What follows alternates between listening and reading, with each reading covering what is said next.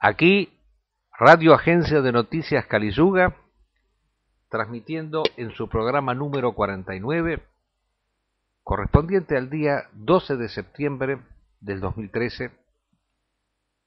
Quien les habla, Marcos Guío, acompañado habitualmente por el amigo Madiel Afghani, en presencia física, y en otro tipo de presencia espiritual, el otro gran amigo Julián Ramírez desde Bariloche, que siempre nos convida con unos textos que nosotros leemos en el programa, integrando todos ese nucleamiento propio de la guerra de civilizaciones, que es el Frente Cristiano Islámico, que es reiterar un poco, recrear la idea tradicionalista de la unidad trascendente de las grandes religiones.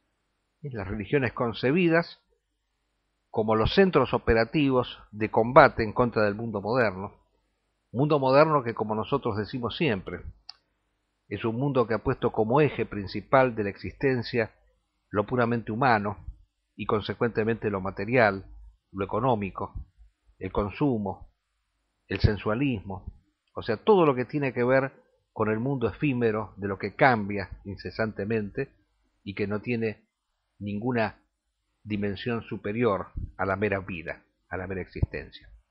Y frente a ello, las religiones que se han mantenido firmes en sus creencias y que han considerado que lo principal en el hombre es lo que está más allá de la simple vida, la trascendencia, el plano del espíritu, lo metafísico, metafísico comprendido como lo que está más allá de la física. Estas ideas fundamentales son las que conducen a esta guerra, porque la guerra, tal como nosotros la concebimos, es el producto de una lucha interior que el hombre tiene, una lucha por mejorarse y por cambiar, por hacer primar lo más profundo de sí sobre lo inferior. La idea de las grandes religiones es que el hombre tiene que ser rectificado. El hombre tiene que pasar de lo natural a lo sobrenatural. La religión es aquel camino que induce al hombre a trascender su mera condición natural, induce al hombre a darle a la vida un sentido que es un sentido que se comprende en lo superior, en lo que es más que mera vida. Y desde ese punto de vista, nosotros llamamos a todas las religiones que se mantienen en la ortodoxia. Y en este caso, bueno, el Islam y el cristianismo. Pero hay otras, que siempre están convocadas para acercarse a todos nosotros. Bueno, el programa de hoy tiene que versar sobre un punto casi excluyente, porque en el día de ayer se ha cumplido un nuevo aniversario. Algunos dirán que es el Día del Maestro o el golpe de Estado en contra de Salvador Allende. No, señores, cosas importantes. El 11 de septiembre del 2001 sucedió algo muy importante en el planeta. Hubo un cambio de rumbo. O sea, hay fechas que son decisivas, hay fechas que son significativas. Para nosotros es el inicio de la Tercera Guerra Mundial. Para nosotros es el inicio de la guerra verdadera, la guerra de la civilización tradicional contra la civilización moderna. En este caso, la guerra llevada a cabo por el Islam fundamentalista en contra del Occidente moderno, avasallador, de esa sociedad moderna que lo quiere invadir y ocupar absolutamente todo, de esa sociedad que quiere imponer sus valores por la fuerza, la democracia palos, la democracia impuesta como manera de vivir y de existir de manera coercitiva. Regímenes laicos, que no tienen a Dios como el eje principal de la política. O sea, en ese aspecto las grandes religiones siempre han concebido que la función del Estado es conducir al hombre hacia la trascendencia, no es llenarle la panza a las personas, como es el Estado moderno, que por lo general tampoco se la llena. Tampoco se la llena. ¿Por qué no se la llena? Porque, como decía San Agustín, sin lo sobrenatural, sin lo trascendente, no nos quedamos con lo natural, descendemos a lo infranatural. Gobernantes que no tienen dimensión espiritual son gobernantes bandidos, ladrones, que ni siquiera resuelven la cuestión meramente natural. Entonces, el 11 de septiembre del 2001 fue una fecha clave, fundamental. Pero nosotros no podemos ignorar lo que está pasando hoy en día en el mundo.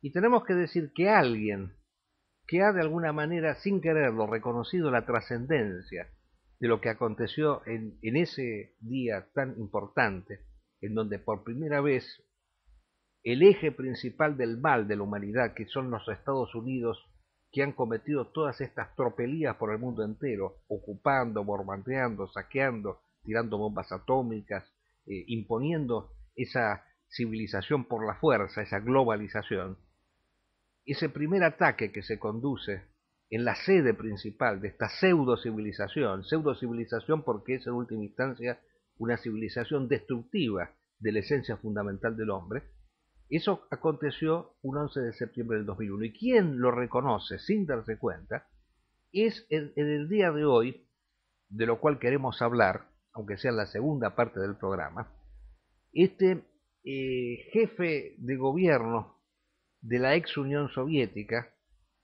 hoy en día llamado Rusia, pero que no tiene nada que ver con lo que fue la Santa Rusia de los zares, sino que es un ex agente de la KGB, del Servicio de Inteligencia Soviético del comunismo ruso, que ha reconocido este hecho, llamando en el día de hoy, en un artículo de fondo del diario New York Times de la ciudad de Nueva York, convocando al pueblo norteamericano y al pueblo ruso a unirse nuevamente, recreando aquella unidad que Rusia y Norteamérica llevaron adelante en la Segunda Guerra Mundial en contra del nazismo. En este caso, recreando el término de Bush, el nuevo fascismo, el fascismo islámico, porque el fascismo de la Segunda Gran Guerra y el fascismo actual tienen fondos comunes, son antidemocráticos, son antimodernos. Quizás el fundamentalismo islámico es consecuentemente más antimoderno y por lo tanto más dañino para el espíritu moderno de lo que fuera el fascismo en la Segunda Gran Guerra. Y por eso la guerra es tan larga. La guerra mundial duró 6 años, la segunda. Esta tercera ya lleva 12 años. Y cada día que pasa son nuevos frentes de combate que se abren, que se articulan, que se desarrollan. Esa sería pues la parte primera que nosotros vamos a desarrollar. Y por supuesto, un texto importante del amigo Julián Ramírez que leeremos aquí y comentaremos, que se titula El derecho superior de mandar, en donde Ramírez, como buen abogado que es un viejo abogado que ha trabajado en varios foros, tanto en Buenos Aires como en San Carlos de Bariloche, analiza el carácter hipócrita de las leyes y de los organismos internacionales como las Naciones Unidas, toda esta legalidad falsa, paródica, que hoy vivimos, especialmente a partir del conflicto sirio, en donde las Naciones Unidas demuestran no solo su ineficacia, sino su carácter paradojalmente antidemocrático. Porque qué cosa curiosa, es la unidad de todas las naciones, pero son 5 las que resuelven, las que componen el Consejo de Seguridad. Entonces es una tiranía las Naciones Unidas. Ahora fíjense en este artículo que yo comentaba del señor Putin. El señor Putin defiende eso, defiende este Consejo de Seguridad y esa necesidad de que Norteamérica y Rusia estén unidos en contra del enemigo común, que es Al Qaeda, es decir, el fundamentalismo islámico. Hay un centro de interés compartido entre estas dos antiguos enemigos, entre comillas, pero que no lo fueron nunca. En ningún momento Rusia fue enemiga de Norteamérica, siempre fue su íntima aliada, aún en las peores épocas, aún en la época de la Guerra Fría, donde parecía que se estaban sacando los ojos entre sí, en el fondo eran amigos, en el fondo colaboraban estrechamente, en el fondo integraban un mismo frente, el frente del mundo moderno, del materialismo, y tratando de generar la idea de que no es posible contrastar con ellos. Bueno, y finalmente queremos hablar un poco de la cuestión siria, que es el problema principal, de lo que ha pasado con la guerra siria. Pero vamos a empezar por el primer punto. ¿Qué le parece, Madi? ¿Quiere agregarnos algo? Buenas tardes. En honor de justicia, el poder mundial concentrado de la modernidad, lo que quiere es destruir los principios tradicionales. Allí donde estén vigentes o donde pudieran estar vigentes, donde la elección de la gente incluso sea el valor tradicional. Pero en este caso el enemigo es muchísimo más peligroso. El fascismo es una idea europea, básicamente. Confundir el Islam con el fascismo es un enorme error. La plasticidad del Islam es muy superior a la que puede tener el fascismo. El fascismo es una idea occidental y el Islam es una idea oriental. El desconocimiento de las sociedades orientales es lo que no le permite orientarse a ninguno de los imperios, ni a China, ni a Rusia, ni a la India, ni a los Estados Unidos, obviamente a Inglaterra. En honor de verdad, el Islam es muchísimo más peligroso. Es cuantitativamente superior a las masas que pudieron seguir al fascismo y al nazismo. No tiene bases que estén centradas en ideas occidentales, ya que incluso el nacionalismo laico ya se encuentra completamente superada, que es la idea occidental que había calado en el mundo islámico. Con Kemal Pasha, con Saddam Hussein, con Nasser, mismo al-Assad. Incluso una nación como Irán, que es obviamente una sociedad tradicional, dadas las limitaciones del Islam Shia, termina por ser el equivalente de un Estado nacional, aunque tampoco es laico, en honor de justicia. El Islam tiene 2.000 millones de fieles. Naturalmente no todos los fieles son combatientes. Si solamente 1 millón combatieran, menudo problema que tendrían las potencias laicas. Considerando que Rusia está involucrada en 3 regiones islámicas que usurpan, Chechenia, Tatarstán y Yakutia, China en el caso de Uiguristán, la India en el caso de Kashmir por Pakistán, y Estados Unidos en todas partes, junto con Inglaterra, contra el mundo islámico, Francia en Azawad, no han sopesado debidamente la importancia del adversario o enemigo como ellos lo quieran considerar. No hay forma de reestructurar al Islam. Cualquier innovación en el Islam es considerado una falta. Por lo tanto, no hay manera de que el Islam sea hecho entrar dentro del sistema. No puede entrar dentro del sistema. Exacto. En las interpretaciones de Fukuyama, tan despreciado, Fukuyama siempre pensó que existían 3 peligros para la democracia liberal y la economía de mercado.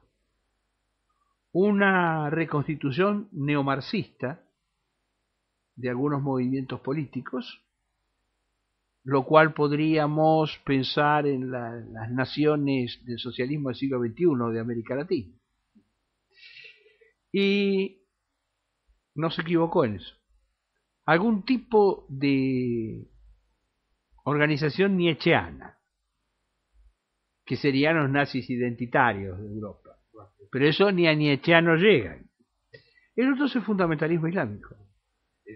Y además tiene presente el fundamentalismo hindú, que no se le escapa en el análisis como un posible peligro. En ese sentido, operar sobre formas religiosas desde criterios laicos siempre tiene debilidad, porque hay soluciones que los laicos no pueden dar y que las religiones sí pueden dar. Yo, cuando discutía de joven con los marxistas, que me hablaban de la superioridad del marxismo, la superación de las religiones, si algunos vivieran ahora estarían muy sorprendidos, y los que viven lo están pero no han aprendido nada. Yo decía, dígale que el socialismo es magnífico al que se murió la novia, que él amaba. Dígale lo magnífico que es el socialismo al que se le murió un hijo. Háblenle a que perdió un ser querido de lo hermoso que es el socialismo. Me miraban con cara de que en el socialismo la gente no se muere, cosa que no es verdad porque todos sabemos que Stalin mismo se murió, ¿no es cierto? Pero bueno, no era una cosa que se pudiera discutir. Hoy está clara la derrota de esos principios laicos. Bajo la fórmula del socialismo o del fascismo, con cierta generosidad, donde hay una idea, pero el capitalismo no tiene ideas. El capitalismo es la bolsa, el poder económico, desprecia las ideas, incluso los grandes autores liberales, von Hayek, von Mises y Popper, el propio Fukuyama, no han sido tenidos en cuenta jamás, porque el capitalismo no lo necesita. El capitalismo es el desprecio absoluto de todos los valores espirituales, incluso de los idiocráticos. Bueno, yo voy a discrepar un poquito con usted con respecto a este tema del fascismo y del fundamentalismo islámico, en el sentido de que según usted no tienen relación. Yo creo que el presidente Bush no se equivocó cuando calificó al fundamentalismo islámico como un fascismo, porque el fascismo, a pesar por supuesto de todas las limitaciones que puede haber tenido y que de algún modo explican también su pronta caída, porque sí, fue una guerra muy sangrienta, muy desgastante, pero no pasó de los 6 años, y ahora estamos nosotros presenciando una guerra larga que ya lleva 12 años y que va a durar mucho tiempo más. Pero ¿qué tenía en común el fascismo con el fundamentalismo islámico? Y yo quiero recordar frases de Benito Mussolini, un hombre político que tuvo grandes intuiciones y que tuvo una dimensión espiritual muy grande, cuando Mussolini decía que la gran diferencia que existe entre el fascismo y las demás ideologías es que mientras que el liberalismo y comunismo son materialistas, el fascismo es un movimiento espiritualista. Eso es un estrecho vínculo con el fundamentalismo islámico, con toda concepción que considera lo sagrado como lo superior, porque lo sagrado ¿qué es? Es lo espiritual.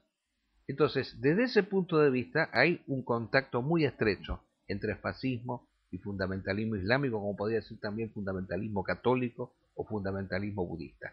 O sea, el fascista no concebía de ninguna manera lo económico y lo material como lo prioritario. Y segundo, el culto por la guerra que tenía Mussolini. Eso se vincula con la jihad. Este culto que Mussolini tiene por la guerra considerada como higiene del alma, ¿no?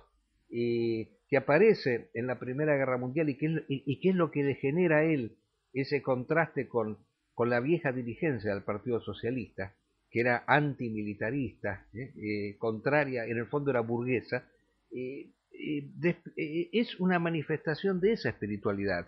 Y tercero, que yo quiero mencionar aquí, el considerar que el Estado es el ente que forma la nación. Esto es otra idea fundamentalista, porque el Estado es constituido por los sectores que componen la verdadera aristocracia espiritual, es el que forma al conjunto del pueblo y le imprime una forma, le da un sentido a la vida de todos los seres humanos. O sea, el Estado tiene una función formativa. El Estado es aquel ente encargado de hacer que el hombre pase de su condición de mero individuo a la condición de persona.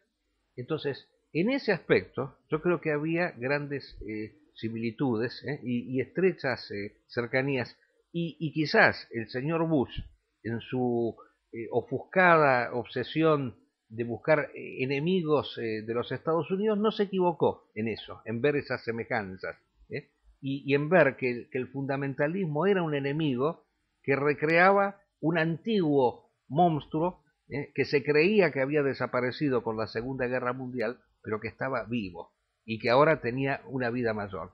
Pero permítame que continúe un poquito, Néstor, porque si no nos vamos del tema principal, que es recordar el 11 de septiembre del 2001. Bueno, a ver, palabras que son importantes. Es indiscutible que nosotros los musulmanes apoyamos al eje. Es indiscutible que ayudamos a Japón, que ayudamos a Alemania, que ayudamos a Italia, que ayudamos a Franco.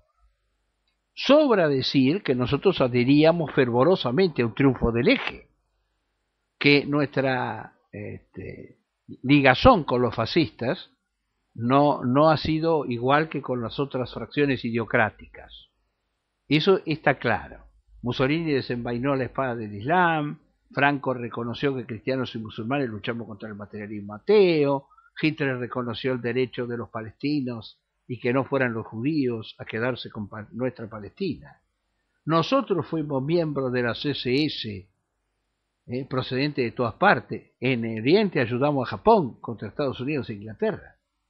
Ahora, desde nuestras propias perspectivas, ¿no es cierto?, aún con los límites del fascismo, que es determinista, es darwiniano, tiene todo, no todo fascismo, no todo tiene, no todo tiene, las cosas está bien, pero que nosotros si no, perdón, si fuera así, entonces no podríamos decir que el fascismo fue un movimiento espiritualista. Si decimos que fue darwiniano, no se puede decir. Pero hay algunos que eran darwinianos. Bueno, habrá habido excepciones.